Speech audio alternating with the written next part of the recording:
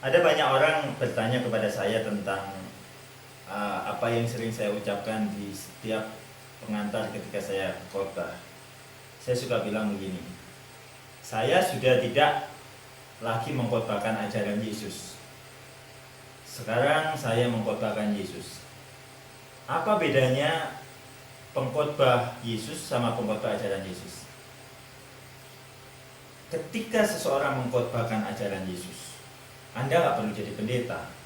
Kiai juga bisa mengkhotbahkan ajaran Yesus. Demikian juga kita. Saya juga bisa mengkhotbahkan ajaran Muhammad tanpa perlu saya jadi kiai. Saya bisa mengkhotbahkan Hinduism tanpa perlu saya jadi seorang biksu.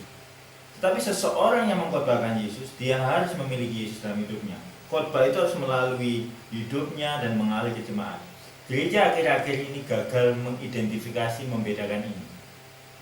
Karena setiap kali kita mengkhotbahkan Yesus, maka apa yang Yesus katakan di Yohanes 14 ayat 6, kata Yesus kepadanya, akulah jalan, kebenaran dan kehidupan. Setiap kali kita mengkhotbahkan Yesus, ada kehidupan di gereja kita, bukan kematian. Setiap kali kita mengkhotbahkan Yesus, ada jalan. Yesus tidak membuka jalan. Kita harus sampai pada pengenalan bahwa Yesus itulah jalannya. Banyak orang pikir begini, Tuhan tolong buka jalan. Yesus bilang, I am the way. Yesus itulah kebenarannya. Tidak ada kebenaran di luar Yesus. Jika ada kebenaran di luar Yesus, maka itu bukan kebenaran.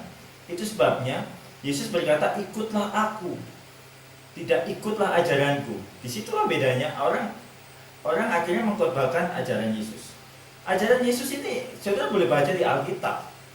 Tetapi Alkitab ini mengacu pada siapa penulisnya, yaitu Roh Kudus, Allah itu sendiri.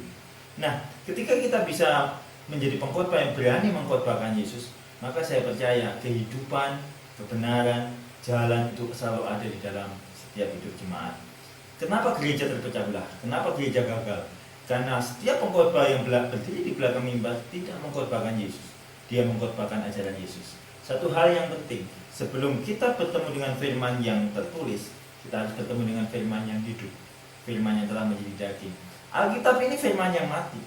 Tetapi ketika kita bertemu dengan firman yang hidup, kita mendapatkan rema dari Roh Kudus, maka kita menjadikan tulisan-tulisan yang mati di kertas ini menjadi hidup. Saya percaya seperti jejaring yang saya buat 640 Network, saya rindu ada semakin banyak pendeta-pendeta, hamba-hamba Tuhan yang mengkhotbahkan Yesus. Karena Yesus berkata, ikutlah aku, bukan ikutlah ajaranku. Ketika kita mendapatkan pribadinya, kita termasuk mendapatkan apa saja yang dikatakannya. Filipi 1:21 juga berkata, sebab hidup bagiku adalah Kristus.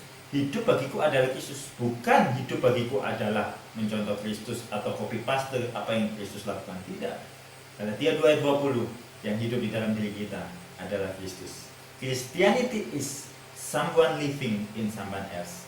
Itu sebabnya saya percaya Indonesia akan muncul begitu banyak hamba-hamba Tuhan yang berani mengkhotbahkan Yesus, yang komitmen mengkhotbahkan Yesus. Tuhan Yesus memberkati. Salam kasih karunia.